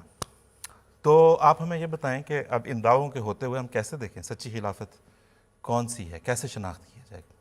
بالکل استاذ صاحب, یہ ایک بہت اہم سوال ہے جو طبعی طور پر پیدا ہوتا ہے کہ اگر خلافت خدا تعالیٰ کی طرف سے ملنے والا ایک عظیم الشان انعام ہے تو اس کی کیا برکات ہیں جن سے سچی خلافت کو شناخت کیا جا سکتا ہے. تو اللہ تعالیٰ نے خلافت کی یہ برکات خود قرآن کریم میں بیان کی ہیں, اور یہی وہ علامات ہیں جن سے سچی خلافت کو شناخت کیا جا سکتا ہے, خلافت حقہ کو. اللہ تعالیٰ نے سورہ نور کی آیت نمبر 56 میں یہ فرمایا ہے کہ اللہ تعالیٰ جب ایمان لانے والوں اور نیک اعمال کرنے والوں کو خلافت کا انعام عطا کرے گا تو اس انعام کی برکت سے خدا تعالیٰ دین کو تمکنت اور مضبوطی عطا کرے گا. یہ پہلی برکت ہے جو ظاہر ہوگی, لَيُمَكِّنَنَّ لَهُمْ دِينَهُمْ, کہ ان کے دین کو تمکنت خدا تعالیٰ عطا کرے گا. گویا قرآن کریم کے مطابق یہ نظام خلافت کی سب سے بڑی برکت ہے. اگر اس تناظر میں ہم جائزہ لیں تو ہمیں نظر آئے گا کہ خدمت و اشاعت اسلام کا جو تخم اور بیج حضرت اقدس مسیح موعود علیہ السلام نے اپنے ہاتھ سے, بانی جماعت احمدیہ نے اپنے ہاتھ سے بویا تھا, آج وہ خلافت احمدیہ کے زیر سایہ ایک تناور درخت بن چکا ہے اللہ کے فضل سے. اس میں کوئی مبالغہ نہیں ہے. جو آواز قادیان کی چھوٹی سی بستی سے اٹھی تھی اللہ کے فضل سے آج 200 سے زائد ملکوں میں پھیل چکی ہے. اور جن حالات میں پھیلی ہے, جس طرح کی مخالفتوں کے سے مقابلہ کرتے ہوئے پھیلی, وہ اپنی ذات میں ایک اعجاز ہے. پھر یہ کہ دنیا کے ہزاروں شہروں اور بستیوں میں اللہ تعالیٰ کے فضل سے جماعت احمدیہ نے خلافت کی رہنمائی میں چلتے ہوئے حضرت محمد عربی صلی اللہ علیہ وسلم کے نام لیوا, آپ پر درود پڑھنے والے بلا مبالغہ ہزاروں لاکھوں وجود پیدا کیے. پھر تبلیغ اسلام کی اس عظیم الشان مہم کو پھیلانے کے لیے دنیا کی 20 زبانوں میں اسلام کا لٹریچر جو ہے وہ شائع کیا. 100 سے زائد زبانوں میں قرآن اور حدیث کی منتخب آیات کے ترجمے شائع کیے تاکہ غیر مسلموں کو اسلام کا تعارف ہو. 75 سے زائد زبانوں میں قرآن مجید کا ترجمہ اللہ کے فضل سے جماعت احمدیہ نے کیا. مکمل قرآن مجید کا ترجمہ 75 لینگویجز. آپ اندازہ کریں اصب کیا یہ چھوٹا معجزہ ہے کہ 1300 سال میں جتنے تراجم قرآن ہوئے ہیں اس سے دگنے سے بھی زیادہ تعداد میں جماعت احمدیہ نے قرآن مجید کے تراجم کر کے دنیا کے سامنے پیش کر دی. اکناف عالم میں بلا مبالغہ ہزاروں کی تعداد میں مساجد ہیں, ہزاروں کی تعداد میں تبلیغ اسلام کے مراکز ہیں. یہ سب آصف صاحب وہ ٹینجیبل پروفس ہیں جو ہم دنیا کے سامنے پیش کریں, ہوائی باتیں نہیں ہیں. دنیا ان کو جانچ سکتی, پرکھ سکتی ہے. پھر قرآن کریم نے جو دوسری برکت بیان کی وہ یہ ہے وَلَا يُبَدِّلَنَّهُم مِّن بَعْدِ خَوْفِهِمْ أَمْنًا, کہ مومنوں کے خوف کی حالت امن کی حالت سے بدل دی جائے گی جو اس خلافت پر ایمان لائیں. آصف صاحب تاریخ احمدیت اس بات پر گواہ ہے کہ بڑے سے بڑا خوف کا کوئی موقع, کوئی لمحہ جماعت احمدیہ کے پائے استقلال میں لغزش پیدا نہیں کر سکا. اور اس کی ایک وجہ ہے کہ اللہ تعالیٰ کے فضل سے ہمیں خلافت کی نعمت نصیب. بڑے سے بڑی مخالفت کی لہریں ہیں, تحریکیں ہیں جو جماعت احمدیہ کے خلاف کھڑی ہوتی رہیں. اللہ کے فضل سے جماعت احمدیہ کا قدم ہمیشہ ترقی کی طرف بڑھا ہے. کسی مخالفت پہ کبھی بے صبری کا مظاہرہ نہیں کیا اور بڑی سے بڑی مخالفت سے کبھی اللہ کے فضل سے احمدی مرعوب نہیں ہوا. یہ محض خدا کا فضل ہے. موجودہ دور کی مثال لے لیں, لاہور میں 100 احمدی ایک دن میں شہید ہو گئے اور جماعت احمدیہ نے اللہ تعالیٰ کے فضل سے خاموشی کے ساتھ ان 100 شہداء کو دفنا کر اپنی آہوں کو, اپنی تکلیف کو, اپنے مقدمے کو خدا کے حضور پیش کر دیا. نہ کوئی بے صبری کا مظاہرہ کیا, نہ کوئی ایسا رد عمل دکھایا جو کسی بھی لحاظ سے غیر مناسب ہوتا. تیسری برکت خدا تعالیٰ نے قرآن مجید میں یہ بتائی ہے کہ خلافت کی برکت سے خدا تعالیٰ توحید کو قائم کرے گا اور مومن جو خلافت پر ایمان لانے والے ہوں گے وہ شرک سے بیزار ہوں گے. یعبدوننی لا یشرکون بی شیئا. اگر اس معیار کو بھی پرکھیں تو ہم دعوے کے ساتھ کہتے ہیں اللہ کے فضل سے جماعت احمدیہ خلافت کی رہنمائی میں اس بات میں بھی ایک امتیازی شان رکھتی ہے. کبھی قبروں کو خدا نہیں بنایا, کبھی انسانوں کو خدا نہیں سمجھا, تعویذ گنڈوں رسم و رواجوں کو کبھی گلے کا پھندا نہیں بنایا. خلافت احمدیہ نے اللہ کے فضل سے ہمیشہ ہماری تربیت کی, ہر میدان میں خیر خواہی کا حق ادا کیا. تو گویا آصف صاحب اتنی برکات ہیں کہ اتنے پہلو ہیں جن پر بات ہو سکتی. وہ جو کسی شاعر نے کہا ہے کہ محشر تلک کہوں میں اگر مختصر کہوں, تو بات یہ ہے کہ اس بات کو تو گھنٹوں بیان کیا جا سکتا ہے. بالکل کیا جا سکتا ہے. من صاحب جزاک اللہ, بہت شکریہ. اور اس میں صرف میں آپ سے متفق نہیں, پوری جماعت احمدیہ اللہ کے فضل سے متفق ہے. ہمارے مخالفین بھی اس بات پہ متفق ہیں. اس کی وجہ یہ ہے کہ وہ مخالفت کرتے کرتے تھک گئے, لیکن ان سمجھ نہیں آتی کس کس چیز کی مخالفت کریں اور کیسے دنیا کو جا کے بتائیں کہ ہم کار خیر کی مخالفت کر رہے ہیں. تو آپ کی بات بالکل درست ہے. اچھا جی, ذرا ایک بار ہم بات کو جاری رکھیں گے, ہمیں ذرا بتائیں کیا چل رہا ہے. اور آج ہم نے اہتمام کیا, ہم آپ کو اسکرین دکھانا چاہتے ہیں جس پہ آپ گوگل کے اصل ریزلٹس دیکھ سکیں گے. ہم گرافک امیج نہیں دکھا رہے. This is how it's going on at the moment and I am sorry I won't be able to pick up the percentage from here. If somebody can please tell me, یہاں پہ بتا دیں. 90% of the people سے کہ نہیں, امت مسلمہ کے فرقوں کے جو اس وقت کے باہمی اختلافات ہیں ان میں خلافت نہیں قائم ہو سکتی. یہ 90%. کتنے جی؟ 91% سے اٹ کین ناٹ. صرف 9% کہتے ہیں کہ ہاں ایسا ہو سکتا ہے. جو کہہ رہے ہیں کہ ایسا ہو سکتا ہے آپ ٹھیک ہی کہہ رہے ہوں گے, ہم آپ کی اس پہ تو شک نہیں کر سکتے. وشفل تھنکنگ بھی ہو سکتی ہے, لیکن کیا وجہ آپ سمجھتے ہیں وہ اپنے کامنٹس میں لکھ بھی دیں. آج ہم کامنٹ صرف وہ والے روکیں گے, عام طور پہ ہم یہی والے روکتے ہیں, آج بھی یہی کریں گے کہ ایسے جن میں آپ نے نامناسب زبان کو استعمال کرے گا تو وہ ہم نہیں آنے دیں گے. شرفاء کی مجلس ہے, گھروں میں شرفاء دیکھتے ہیں. آپ جو لکھیں گے اپنے تاثرات وہاں پہ آپ کے تاثرات ہم کمنٹس میں لیں گے. تو برائے مہربانی وہ حضرات. اب مومن صاحب جو ابھی ہمیں بتا رہے تھے یہ بڑی دلچسپ بات ہے. قرآن کریم کے ترجمے ان سے کتنے اس وقت تعداد ہے ہمارے پاس جی؟ 75 زبانوں میں تراجم, اور ان میں سے بعض زبانوں میں جو ہے وہ تو پہلی دفعہ بھی ترجمہ کرنے کی توفیق ملی. ٹھیک ہے جی. اور اس کے علاوہ یہ کہ ان کی اویلیبلٹی الاسلام کے اوپر, ہماری ویب سائٹ کے اوپر تمام کے تمام تراجم تمام کے تمام 50 کے قریب جو ہیں وہ اس وقت موجود ہیں. باقی ظاہر ہے and counting as we speak چل رہا ہے, وہ بھی انشاءاللہ تعالیٰ ساتھ ساتھ. وہاں جائیں جا کے بے شمار لوگ ہمیں بتاتے ہیں جو کہ احمدی بھی نہیں ہیں, جو کہ مسلمان بھی نہیں ہیں, کہ یہاں سے ہمیں قرآن کریم کو براؤز کرنے میں, وہاں پہنچنے میں جو چیز ہم تلاش کر رہے تھے بڑی سہولت ہوئی. مساجد متوجہ ہوں ہمارے چندوں پہ سوالات کرنے والے, قرآن کریم کے تراجم شائع کروانا, اچھے سے اچھے بہترین رنگ میں اسے شائع کروانا, بہترین طرز میں پھر اسے دنیا کے ہر جگہ تک, کونوں کونوں تک پہنچانا. کس نے کیا؟ خلافت احمدیہ نے اللہ کے فضل سے کیا. مساجد بنانا کس نے کیا؟ سب سے پہلی مسجد 1920 میں دیکھیں کہ اگر ہم بات کرتے ہیں تو 1920 میں تقریباً اس کے دہائی کی آغاز میں حضرت خلیفۃ المسیح ثانی رضی اللہ تعالیٰ عنہ حضرت مرزا بشیر نے تحریک فرمائی کہ ہم لندن میں مسجد ایک بنانا چاہتے ہیں, خدا کا گھر قائم کرنا چاہتے ہیں, اور میں چاہتا ہوں کہ صرف عورتیں اس کے لیے چندہ جات دیں. ان عورتوں نے بخوشی, وہ غریب عورتیں تھیں بیچاری, بہت ان میں سے کم ہی ہوں گے, اکا دکا کوئی ہوں گے, شاید 1% بھی نہ ہوں جو بڑی صاحب ثروت یا افلوئنٹ ہوں, جو کچھ ان کے پاس تھا انہوں نے اس کے لیے پیش کیا. اور 1924 میں جماعت احمدیہ کو اللہ تعالیٰ کا گھر لندن میں بنانے کی, قائم کرنے کی توفیق نصیب ہوئی. یاد رہے کہ 1910 سے ایک لنڈن ماسک فنڈ قائم تھا, یہ ہمارے غیر از جماعت جو مسلمان دوسرے تھے, یہاں پہ سید امیر علی اینڈ ہز لائکس, انہوں نے جو ہے 1910 سے ایک فنڈ قائم کر رکھا تھا. اس فنڈ کے اندر ہزاروں روپیہ شاہ ایران کی طرف سے تھا, ہزاروں روپیہ اس کے اندر جو ہے وہ تھا آپ کے جو ہیں ترکی کے سلطان صاحب جو خلیفہ کہلاتے تھے, اور اس کے علاوہ بیگم آف بھوپال اور دوسرے بھی ہندوستان کے جو مسلمان راجے مہاراجے مختلف پرنسلی سٹیٹس کے جو تھے ان سب کی طرف سے تھا. پڑا رہ گیا یہ پیسہ, لیکن اللہ تعالیٰ نے برکت بخشی خلافت احمدیہ کی ایک تحریک کو, اور لندن میں یعنی کہ اس وقت کے دنیا کے سب سے بڑے سلطنت کے سینے میں اللہ کے فضل سے جماعت احمدیہ کو ایک مسجد کے قیام کی توفیق ملی. تو جناب ریکارڈ درست کریں, یہ کہہ دینا بڑا آسان ہے, اور جی کون سی خلافت, اور جناب کیا کر رہے ہیں, اور جناب چندے آپ کے کہاں ہیں, بس چھوڑیں یار, فیکٹس کو دیکھیں, ہوا کیا ہے, حاصل کیا ہوا ہے, دین کو تمکنت, دین کی اشاعت, یہ اصل کام ہے, یہ خلافت احمدیہ نے کیا ہے. ماننا نہ ماننا وہ آپ کا کام ہے. تو ایک اور بھی بات میں یہاں بتاتا چلوں, ہمارے پاس اس کو دکھانے کے لیے خبریں بھی ہیں, 2 عدد نیوز پیسز ہیں, ہم آپ کو دکھا سکتے ہیں. یہ وہ مسجد جو بنی, یہ وہ ہے جہاں پہ تمام مسلمان جو علامہ محمد اقبال ہیں وہ یہاں پہ آئے, آ کے نمازیں پڑھیں. اور اس کے علاوہ جب گول میز کانفرنس ہوئی ہے تو اس میں جتنے مہمان تھے, اخباروں میں بھی آیا کہ سر فیروز خان نون اور Allama Muhammad Iqbal were all guests of sir Zafarullah Khan and they visited the London mosque, انہوں نے آئے وہاں پہ زیارت کی. محمد علی جناح صاحب اس مسجد میں متعدد مرتبہ آئے, متعدد نمازیں پڑھی.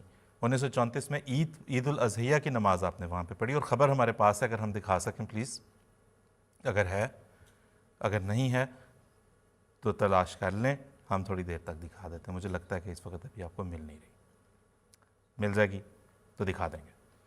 تو اس میں وہ 1934 میں جناح صاحب نے جہاں پہ جو تقریر کی, ایک وائٹ پیپر جو اس وقت آیا تھا اس کے خلاف, وہ تقریر جو ہے وہ جناح صاحب کے ہندوستانی سیاست میں واپسی کا پیش خیمہ ثابت ہوئی.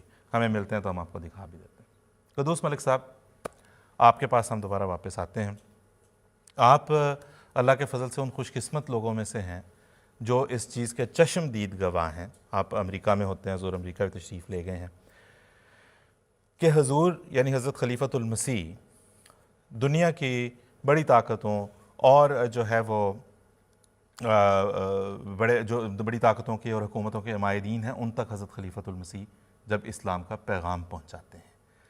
تو آپ نے کیا دیکھا, آپ نے کیا محسوس کیا, کیا تاثرات آپ نے لوگوں کے وہاں پہ آبزرو کیے, یہ بھی بتا دیں. اور کچھ آخر پہ یہ بتائیں دوسرے مسلم لیڈروں کو, آپ امریکہ میں رہتے ہیں, آپ بھی تمام تعصبات کو ایک طرف رکھتے ہوئے مجھے پورا یقین ہے بتائیں گے کوئی کبھی ایسی خدمت آپ کو دیکھنے کو ملے. جی قدوس صاحب.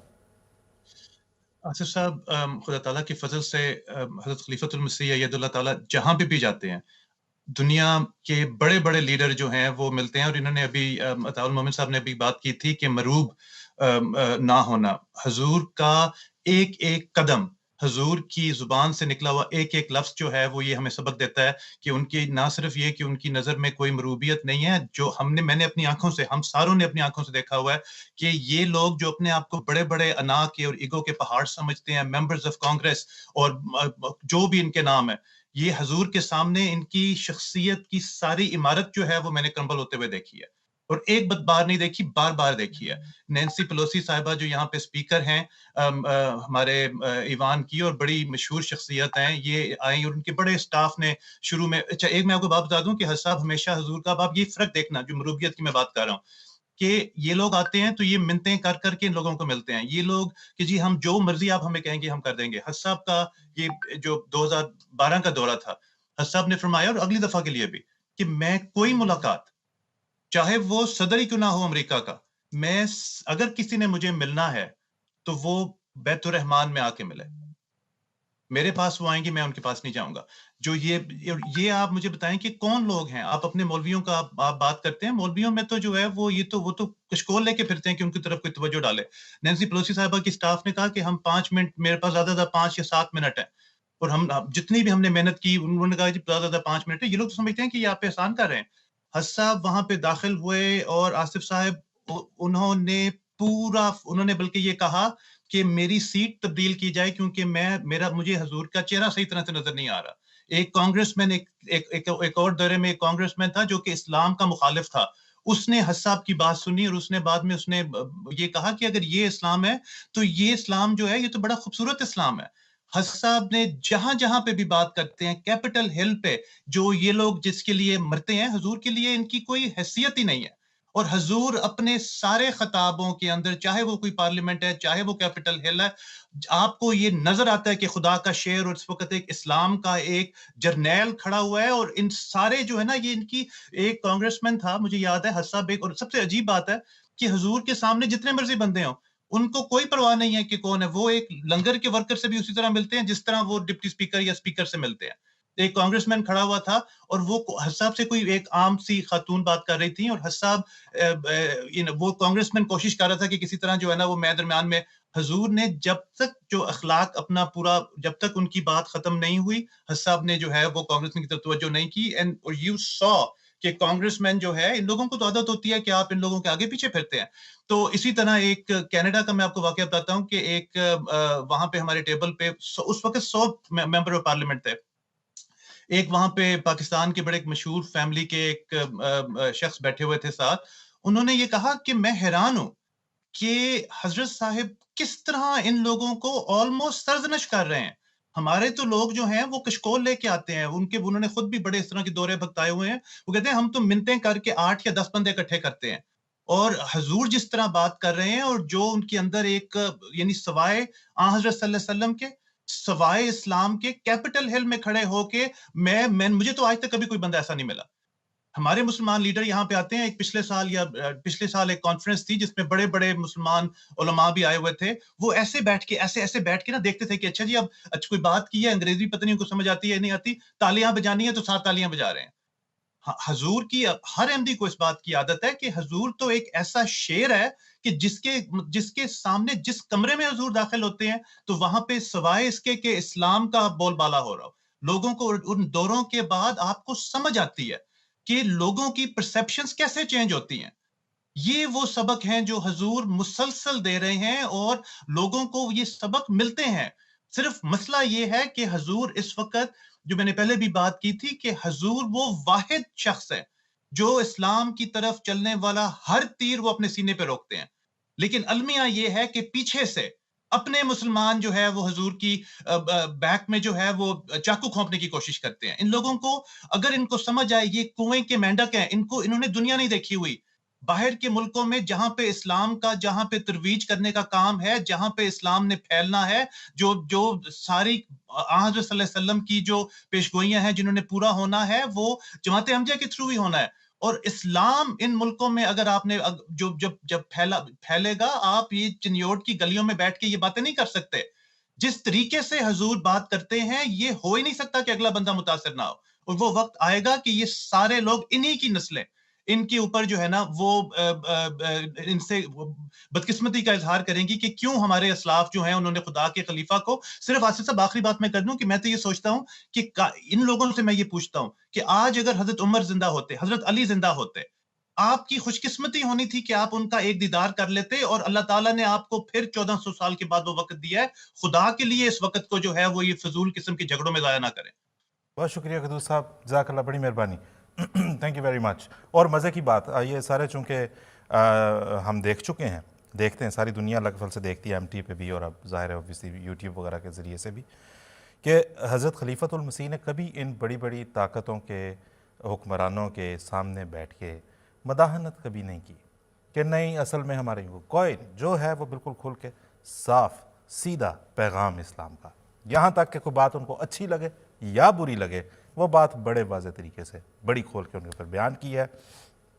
مثال کے طور پہ متعدد مرتبہ متعدد مواقع پہ حضور نے انہیں بہت سی ایسی چیزوں کی طرف توجہ دلائی ہے جو یقیناً چبھنے والی باتیں ہیں.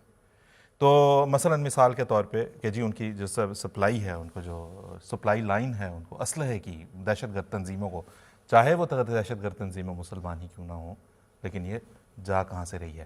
ملاحظہ فرمائیے، نمونتاً ہم نے کچھ دو آپ کے لیے کلپس رکھے ہیں. Many of the weapons being used in Muslim countries and even by terrorist groups such as Daesh have been produced in the West or Eastern Europe, and so it is time for proper sanctions to be put in place which are effectively implemented. If this one step is taken, I sincerely believe it can have a very significant impact in a short frame of time. Otherwise, the alternative does not bear thinking about. However, I would also hereby like to question those people or organizations or politicians who claim that Islam is a religion of violence on the basis of the atrocities of the extremist groups.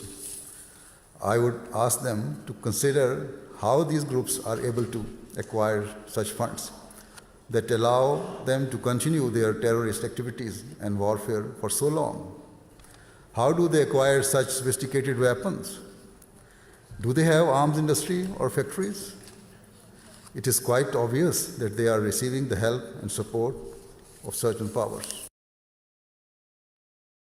جی جناب، تو لائیں اپنی مثالیں، لائیں اپنی دلیلیں، لائیں اپنے براہین، اور بتائیں ہمیں کہ یہ کام تو کچھ بھی نہیں جو آپ کے خلیفہ صاحب کر رہے ہیں. یہ دیکھیں ہمارے، چلے خلیفہ نہ کہیں آپ ان کو، جی یہ دیکھیں جی ہمارا لیڈر کیا کر رہا ہے.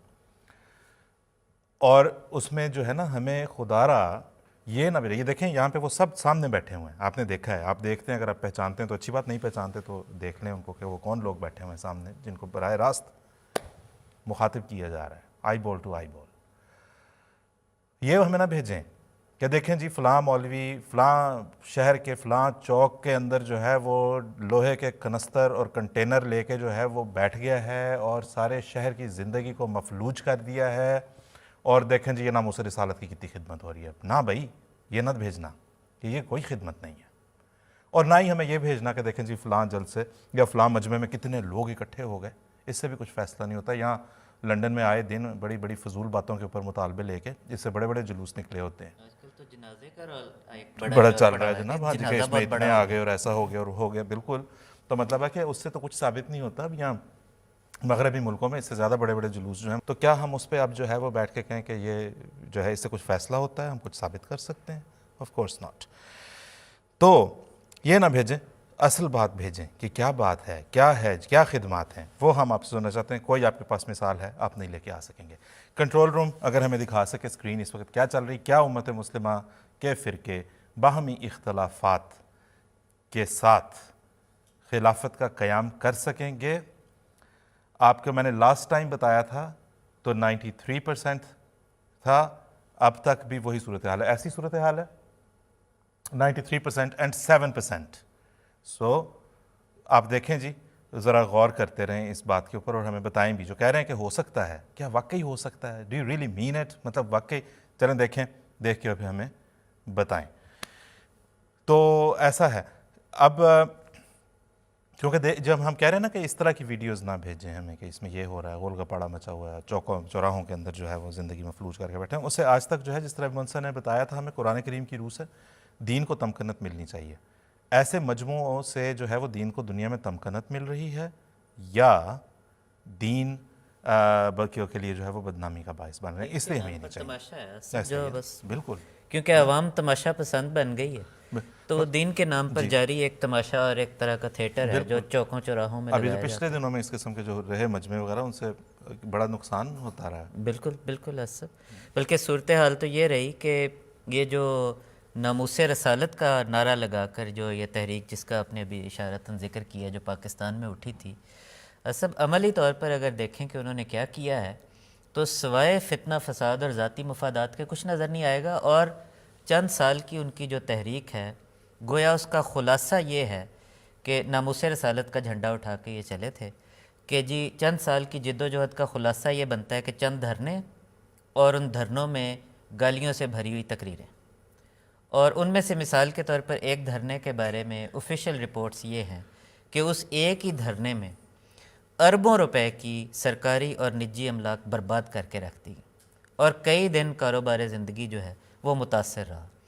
اور پھر اب دیکھیں کہ آخری دھرنے میں ان کا مطالبہ یہ تھا کہ جی فرانس کے سفیر کو ملک بدر کر دو، اور فرانس کی یہ حالیہ فرانس کے واقعات کے بعد فرانس کے سفیر کو ملک بدر کر دو اور فرانس کی مصنوعات کا بائیکاٹ کر دو. اول تو ان مطالبات کا پورا ہونا بھی ناممکنات میں سے نظر آتا ہے، لیکن اگر مان بھی لیں کہ چلیں جی فرانس کا سفیر ملک بدر کر دیا گیا تو پھر کیا ہوگا؟ کیا فرانس کے میں جو گستاخی کرنے والے ہیں وہ باز آ جائیں گے؟ بالکل.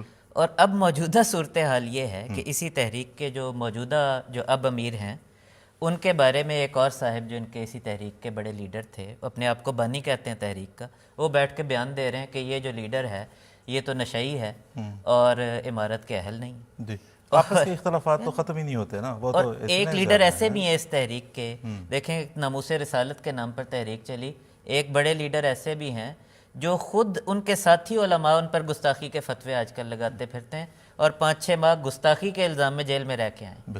تو یہ حال ہے ان کی یعنی ان تحریکوں کا. تو منصر یہ بات جو چل رہی ہے ناموس رسالت والی، یہ دیکھیں جو بھی خلیفۃ المسلمین ہوگا، جو بھی امت مسلمہ کی خدمت کے لیے آگے بڑھے گا، اس کے لیے جو ہے وہ ناموس رسالت کا تحفظ جو ہے وہ سب سے بڑی ذمہ داری ہوگی اس کی.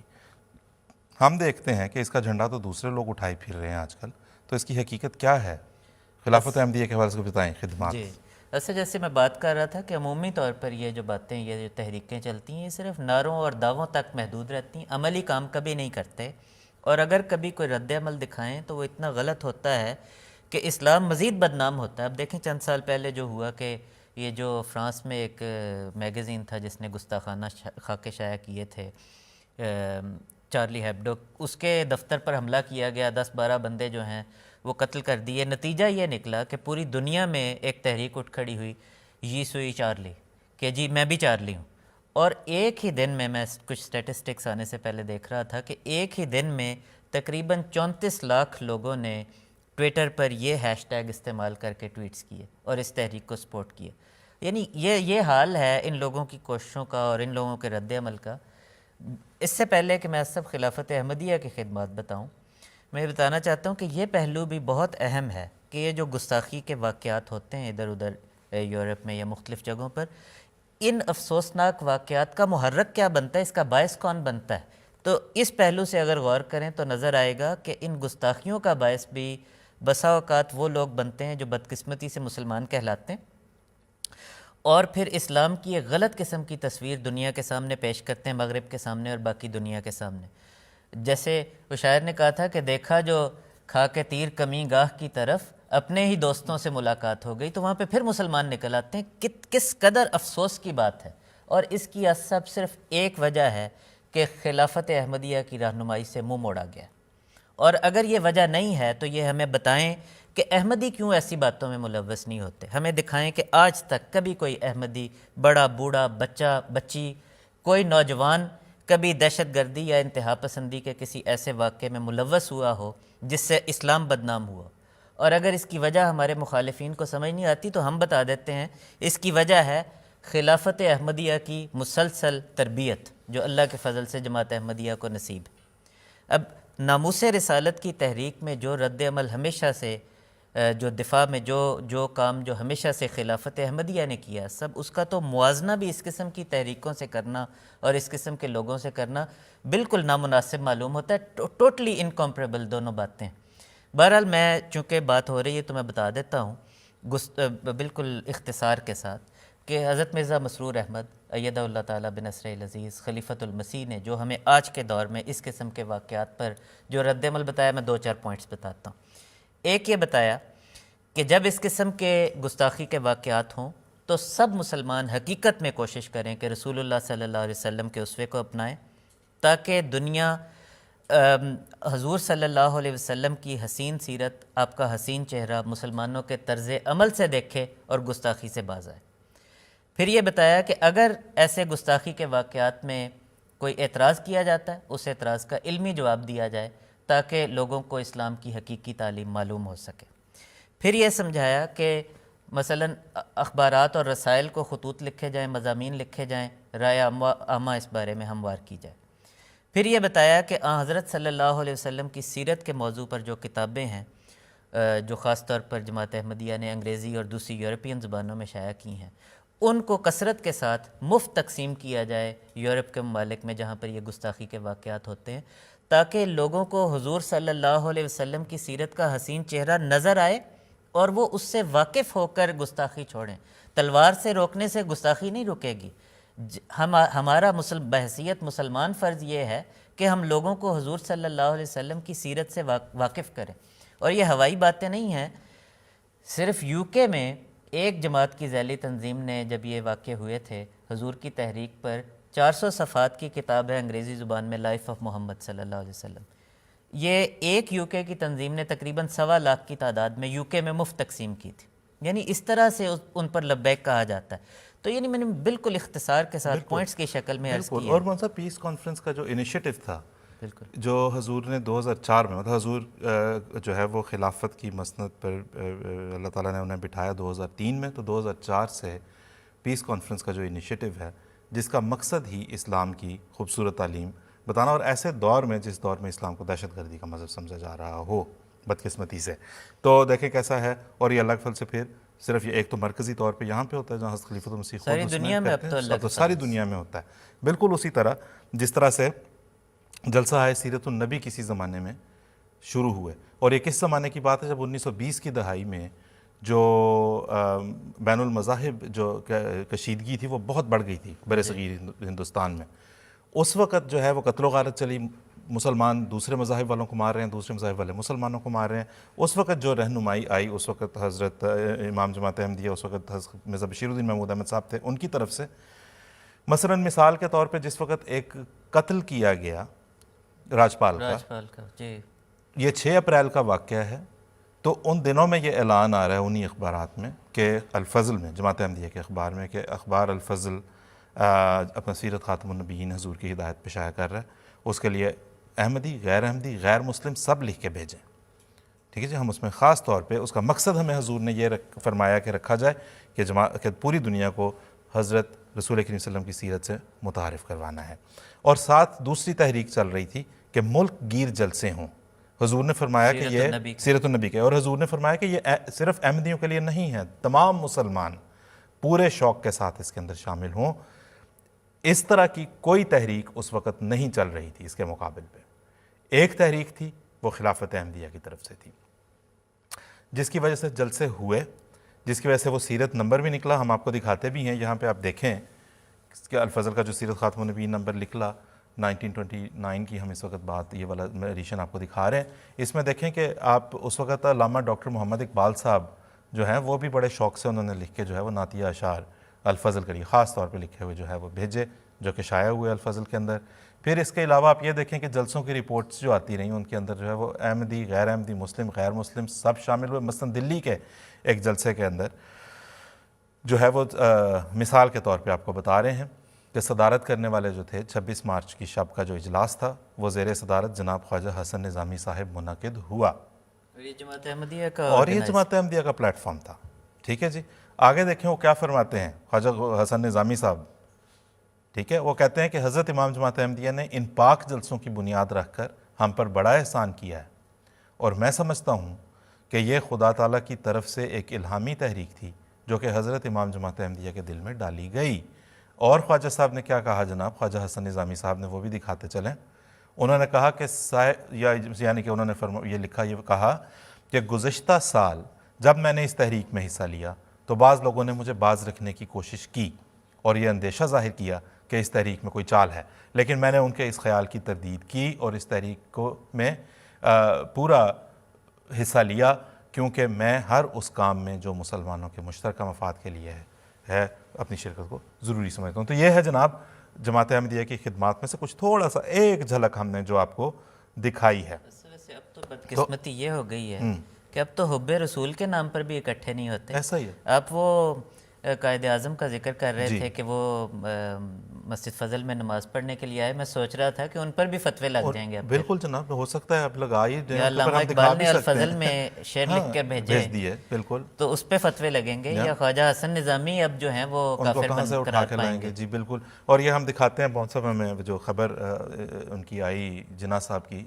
یہاں پہ مسجد فضل میں جو تشریف لائے اور وہاں پہ جو تقریر انہوں نے کی اور جو کہ پیش خیمہ بنی ان کی ہندوستانی پولیٹکس میں واپسی کا، اور پھر فردر آگے جو انہوں نے مسلمانوں کے لیے تحریک چلائی اس کی سربراہی کی، وہ آپ اس وقت آپ دیکھ رہے ہیں. سنڈے ٹائم سے بھی آپ کو ہم نے دکھائی، مدراس میل سے بھی ہم نے آپ کو دکھائی، آپ پڑھ بھی سکتے ہیں اسے.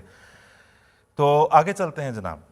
تو بات یہ ہے کہ جہاں تک ہم ناموس رسالت کی بات کرتے ہیں، اللہ کے فضل سے جماعت احمدیہ ناموس رسالت کی سب سے بڑی علمبردار ہے. اور ہم نے جب اپنے خلفاء کو یہی دیکھا، ہمیشہ ہی دیکھا، تاریخ بھی ہمیں یہی بتاتی ہے. آج بھی ہم یہ دیکھتے ہیں کہ سب سے زیادہ جو چیز انہیں عزیز ہے وہ حضور صلی اللہ علیہ وسلم کے دین کی اشاعت اور آپ صلی اللہ علیہ وسلم کی ناموس کی حفاظت ہے. مثلا جب یہ ڈینمارک کی اخباروں میں جب حضور صلی اللہ علیہ وسلم کے خاکے شائع کیے گئے تو اس وقت حضور نے کئی ہفتوں پہ محیط خطبات کا ایک سلسلہ شروع کیا اور ارشاد فرمائے، اور ان میں جو ہے وہ حضور نے فرمایا کہ، اور بلکہ خود اس کے اندر ان خطبات کے سلسلے میں حضور صلی اللہ علیہ وسلم کی سیرت کو کھول کھول کر بتایا. اس میں سے مثلا میں آپ کو ایک اقتباس یہاں پہ ہم پیش کرتے ہیں. حضرت مرزا مسرور احمد صاحب خلیفۃ المسیح الخامس ایدہ اللہ تعالیٰ بنصرہ العزیز نے فرمایا کہ یقینی طور پر سب سے زیادہ اس حرکت پر ہمارے دل چھلنی ہے، لیکن ہمارے رد عمل کے طریق اور ہیں. ہمیں اپنے رویے اسلامی اقدار اور تعلیم کے مطابق ڈھالنے چاہیے. ہمارا رد عمل ہمیشہ ایسا ہونا چاہیے جس سے حضرت صلی اللہ علیہ وسلم کی تعلیم اور اسوہ نکھر کر سامنے آئے، قرآن کریم کی تعلیم نکھر کر سامنے آئے. حضرت صلی اللہ علیہ وسلم کی ذات پر ناپاک حملے دیکھ کر بجائے تخریبی کارروائیاں کرنے کے اللہ تعالیٰ کے حضور جھکتے ہوئے اس کی مدد مانگنے والے ہم بنتے ہیں. یہی اسلوب ہمیں حضرت مسیح موعود علیہ السلام نے سکھائے کہ اس قسم کی حرکت کرنے والوں کو سمجھاؤ، حضرت صلی اللہ علیہ وسلم کے محاسن بیان کرو، دنیا کو ان خوبصورت اور روشن پہلوؤں سے آگاہ کرو جو دنیا کی نظر سے چھپے ہوئے ہیں، اور اللہ سے دعا کرو کہ یا تو اللہ تعالیٰ ان کو ان حرکتوں سے باز رکھے یا پھر خود ان کی پکڑ کرے. یہ ہے خلاصہ خلافت احمدیہ کا ناموس رسالت کے لیے کوششیں. جہاں جب کچھ نبی کریم صلی اللہ علیہ وسلم کے لیے کی شان میں گستاخی کرنے والا کوئی کلمہ کہہ دیا جائے، ایک خط ہی کھینچ دیا جائے، تو سب سے پرزور، سب سے پرامن، سب سے طاقتور اور سب سے پہلا رسپانس، اور جو کہ ہمارے چینلز کے ذریعے سے اور ہمارے یوٹیوب پلیٹ فارمز کے ذریعے ساری دنیا تک پھیل جاتا ہے، پریس ریلیزز کے ذریعے سے بھی، وہ حضرت خلیفۃ المسیح کا ہوتا ہے.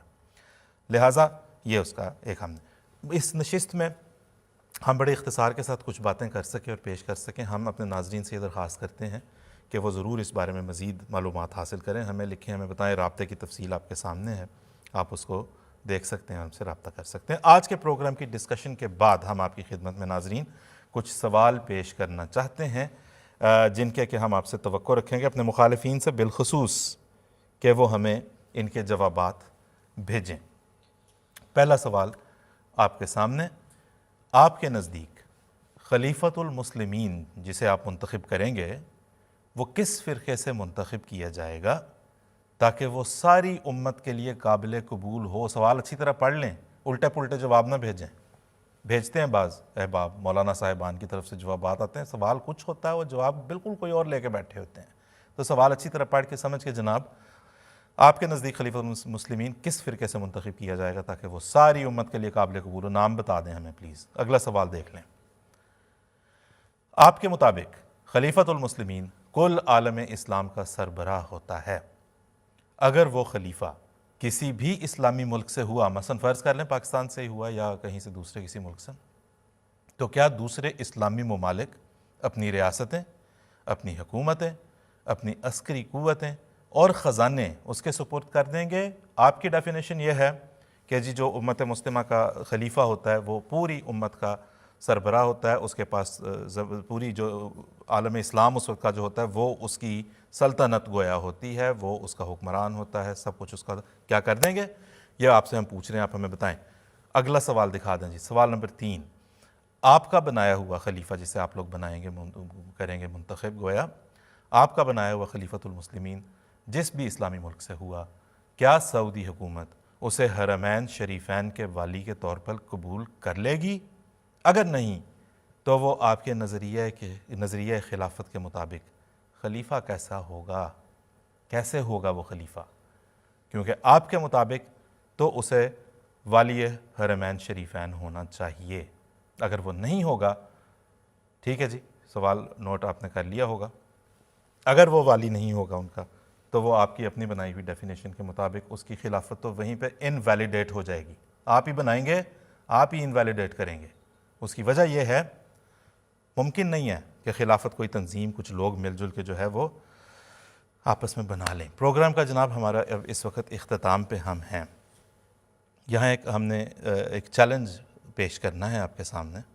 اس سے پہلے ایک واقعہ مختصر سا کہ حضرت مسیح علیہ السلام کے ایک صحابی جو آپ کا پیغام سن کے, آپ کی مجالس, آپ علیہ السلام کی مجالس میں بیٹھ کے آپ کی باتوں کو سمجھ کے دلی طور پہ قائل ہو گئے کہ یہی مسیح موعود ہیں, تو انہوں نے اپنا ہاتھ جب بیعت کے لیے بڑھایا تو عرض کی حضرت مرزا غلام صاحب قادیانی مسیح موعود و مہدی موعود علیہ السلام کی خدمت میں کہ حضور میں بیعت تو کر رہا ہوں, لیکن اگر آسمان سے اصلی عیسیٰ آ گیا تو میں اس کی بیعت کر لوں گا. حضور علیہ السلام نے فرمایا کہ اگر آسمان سے عیسیٰ آ گیا تو آپ سے پہلے میں اس کی بیعت کر لوں گا.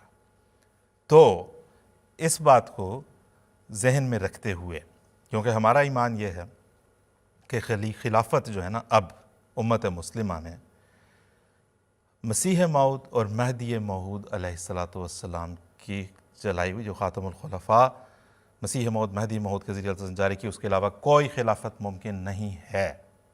ٹھیک ہے, نوٹ کریں, آپ کی اسکرین پہ ہم آپ کو لکھ کے یہ چیلنج آج پیش کر رہے ہیں کہ اگر مسلم دنیا کے تمام ممالک کے سربراہان اور امت مسلمہ کے تمام مسالک کے تمام افراد متفقہ طور پر کسی ایک شخص کو بطور خلیفہ تسلیم کر لیں اور اس کی بیعت میں شامل ہو جائیں, تو جماعت احمدیہ بھی اس خلیفہ کو تسلیم کرنے اور تمام امت کے ساتھ اس کی بیعت کرنے پر ضرور غور کرے گی.